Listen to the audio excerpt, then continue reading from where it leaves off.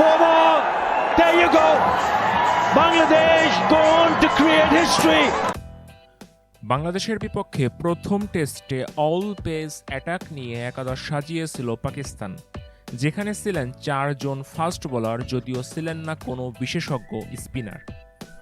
শুরুতে 17 সদস্যের স্কোয়াডে রহস্য স্পিনার আবরার আহমেদকে রাখা হলেও পরবর্তীতে তাকে ছেড়ে দেয় পিসিবি। তবে বাংলাদেশের বিপক্ষে প্রথম টেস্টে পরাজয়ের পর নিজেদের এই সিদ্ধান্তের জন্য অনুশোচনা হতেই পারে পাকিস্তানের। পঞ্চম দিনে উইকেট থেকে ভালোই টান আদায় করে নিতে দেখা গেছে বাংলাদেশের স্পিনারদের, এবং পাকিস্তানের দ্বিতীয় ইনিংসে 7 উইকেটই নিয়েছেন বাংলাদেশের সাকিব মিরাজরা। প্রথম ইনিংসে তৃতীয় ও চতুর্থ দিন মিলায়ে লম্বা সময় ব্যাটিং করে বাংলাদেশ, যেখানে একটা পর্যায়ে উইকেট নিতে না পারায় যথেষ্ট অসহায় মনে হচ্ছিল পাকিস্তানের পেসারদের।